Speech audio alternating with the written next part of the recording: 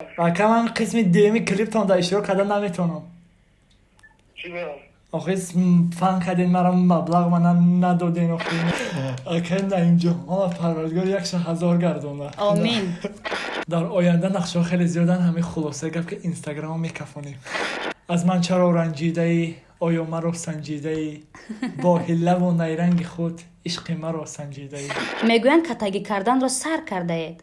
کم نگفت اگه نام برنامه ماشمی گفت که برنامه من چند زمین اشتراک میکنی گفتم من بخواستم گفت خیلی همه حقارتی به زیب کسی فعال کشید.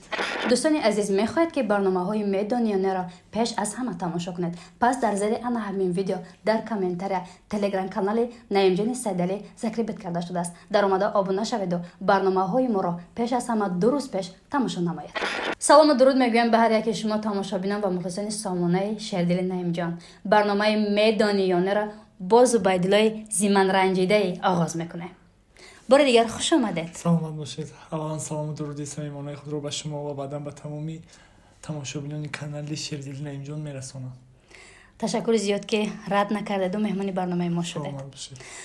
به فکرم که برنامه میدانیانه رو پیش تماشا کرده اید. البته. خبر دارید از شرطش. نمیفهمونم شروع میکنیم. مرحبا. زنده باشین. خب شرط اول ها یا نه؟ زیمن رنجیده شمایین؟ بله.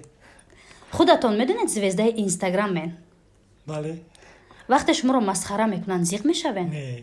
زن دارید؟ بله. میگوین کتگی کردن رو سر کرده اید؟ کم. میدونید که روزهای نزدیک از مودا میبروین؟ نه. راست است در دوشنبه خانه توفه کردن شموده؟ نه.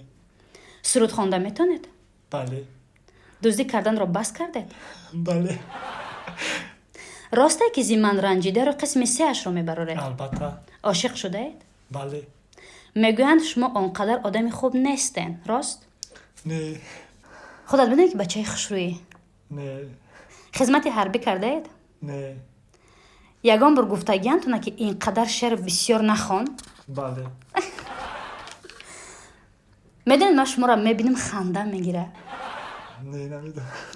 مخلص رونالدو اید یا مسی؟ رونالدو. بسیار رو افتاده میشوید؟ بله.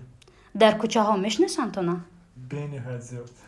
راست است که قطعی شما صورت گرفتن ممکن نیست. نه دروغ البته. سلامت باشد. میگذاریم به شرط دیمی برنامه. نسبت شخصانی که غیبتت میکنن چی فکر دارید؟ چی گفتنی ها دارید؟ بهترین سوال من همین رو گفتنی هستم.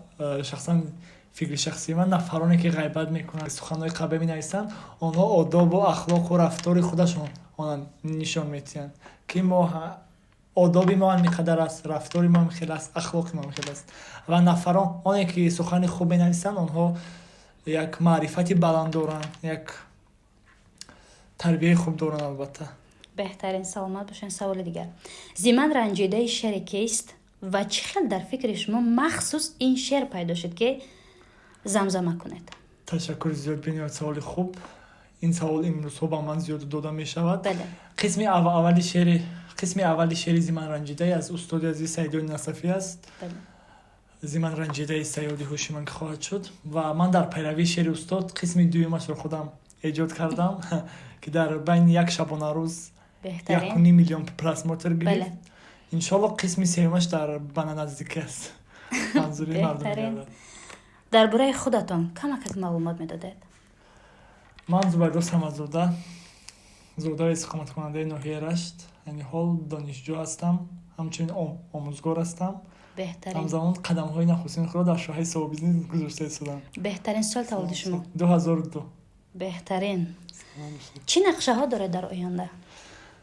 در آینده نقشه ها خیلی زیادن، همه خلاصه گفت که اینستاگرام میکفونیم. بهترین. احسن. زبیدالله چون گفتید که من قسم 3 را زیمن رنجیده را به نزدیک پیشنهاد مخلصان میکنم، من میخواهم که شنونده این شعر اولین مرتبه مخلصان سامانه ما باشد. مرحمت پیشنهاد میکرده. از من چرا رنجیده ای آیا مرا سنجیده ای با حله و نیرنگ خود عشق مرا سنجیده ای. بهترین. سلامت باشین. هزار رحمت. کلام فکر میکنم که این تا 10 میره و قسم 4 5 6 سلامت باشین. میگذاریم به قسمت اساسی برنامه. مرحمت آغاز میکنید. شاید یگان تا سوند داره در فکرم. فکر شما مادر سومتین گرام نیست. بلندتر میخوانه. با امید برهان زنگ زده گوید که من در کلیپ قسم دوم شما اشتراک نمیکنم. بهترین زنگ زنه. باشد مرحبا. تلفنتون هست؟ بله.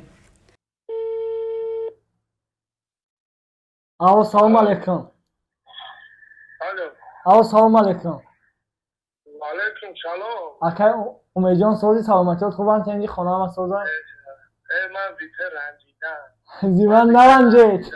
زیبان نرنجید اکای سوزی دیگه سلامتیات خوبن.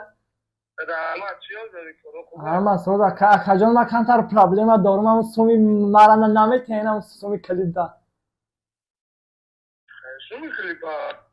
آخه بازی که کردیم کدا کلیپ. من دردم بازیو چی میخوایده؟ نه قسم دوشن نمیتینم ما که پیشکی زلوک شد. ما کمتر پرابلم دارم. خواهدم کسی داشت چیان بخدیم بودم بازی پیشکی جو بودم. ای خیش ماخی داره نکه اقاو قسم دفعه پیش ما هیچ نیست در. او در نظر نتوا هیچ که هیچی ندارم.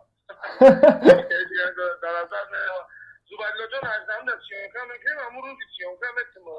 گرد نیست اکا جان هزار احمد سلامت باشی. گرد نیست اکا. روزی هزدهم ثبت نشود چی نکنید فراموش نکنید پازاری تم نکنید. گرد نیست اکا جان سلامت باشی پناه بخدا. دیگه تاچ نمیر انجام. گرد نیست اکا سلامت باشی. مایل شو. خب نه. مرحمت کشید زبدلو. بسم الله الرحمن الرحیم خدا با آرزو رسیدی $100. اکای نه اینجا ما پروردگار 1,000 گردونه. آمین. آمین. یا نگریم با. میگ بتمنه. نه. ای ایمایا. نه مفت پاپالان میکنیم میره. تمام گرد نیست. مرحمت کشید دیگه شه. سلامت باشی.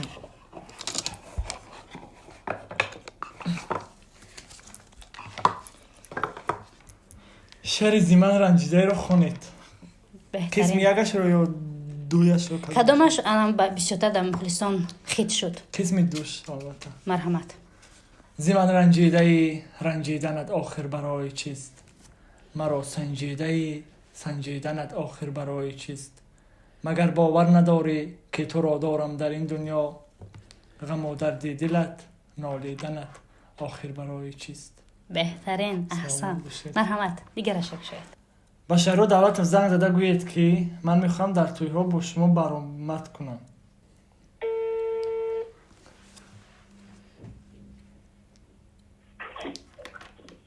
آو سلام علیکم. اکا شهر جان سوزی سلامتیات خوبن تنجی؟ اکا جان شناختی مرا؟ اکا جان من زیمان رنجیده ایم میخوام که مرا مقصد مثل شما زویزه شدگی میخوام خیطان در تویا برندگی کنم همکاری کنیم. کی شو؟ من زیمان رنجیده ای. زیمان رنجیده ای؟ بله زبیدالله. شعر میخوام خانم که در اینستاگرام.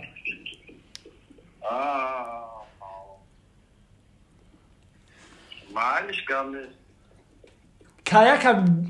که بیام اکا چند سامان نیمیتی یا شرنامه بنده. ای برنامه دو برو با. گرد نیست اکا سلامت باشید. آخرانش من. مرحمت کشید.